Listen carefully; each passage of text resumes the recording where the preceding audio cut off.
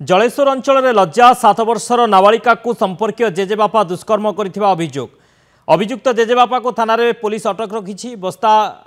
अमरदा road फांडी अंचल यह घटना नाबालिका जनक पड़ोसी घर को जीवा समय अभियुक्त जनक नाबालिका को विभिन्न प्रकार प्रलोभन देखाई घर को नहीं दुष्कर्म उद्यम करथिला। झीर चित्कार शुणी पड़ोसी आसी नाबालिका को उद्धार करते। परिवार लोके संपर्क में अमरदा रोड फांडी रे लिखित अभियोग करबा परे फांडी अधिकारी अभियुक्त जनक को घर उठाई आनी पचरा उचरा जारी रखी। सर मु जाने मु पूरी जाइली मो झील ता बापा थिले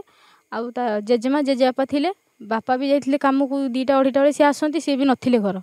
ता जेजेमा काम रे व्यस्त थिला बेले सी तांकू डाकी की नै चंती कौन हेइची कि मु सठिकटा तांकू सी तो मु आज आसिला परे मते छुआ कहूची जे एमती एमती मते डाकी की नै गले नै कि जाई कि मो सहित बहुत खराब व्यवहार करछन। हम घर पाखे जने काका करुणा कर बेहरा शंभुनाथ दास जलेश्वर रिपोर्टर आम सहित फोन लाइन जोड़ी होती। शंभुनाथ पुणी लज्जा जलेश्वर अंचल में जड़े नाबालिका को दुष्कर्म पुणी संपर्क जेजेबापा एक पूरा घटना कौन देखो शक्ति निश्चित भाव में ये गोटे लज्जाजनक घटना कारण जो भाव में राज्य में सब घटना बढ़ी चली। आज गोटे खबर आसला जे बस्ता अंचल जो रही अमरदा फांडी अंचल हदमुद गाँ जो रही सिटी जड़े संपर्क जेजेबापा 7 वर्षर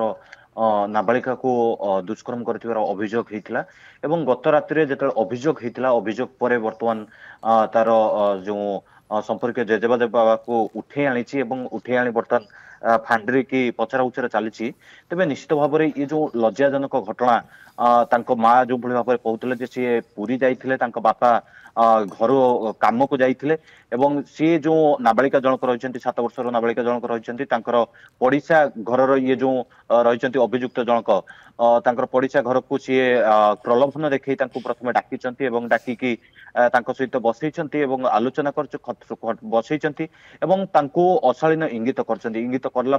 दुष्कर्म करने उद्यम कर उद्यम पर सी जो नाबालिका जनक चित्कार कर पड़िशा घर लोक आसिकी खुड़ी जड़े रही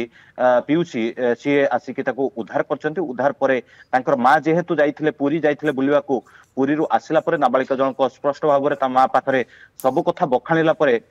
ये माँ जनक गत काली अमरदा फांडी रे की अभियोग करथिला अभियोग मूले वर्तमान जन को उठे आनी बर्तमान तदंत आरंभ करछि अटक रखी तदंत करुछि। तेबे एभलिया लज्जाजनक घटना निश्चित भाव में बोधे ए समाज पई गोटे कलुषित अध्याय लेखा जाउछि जो भली भाव में राज्य रे प्रतिदिन दुष्कर्म घटना आसुची या आगरु मध्य बालेश्वर जो भली भाव में चर्चा थिला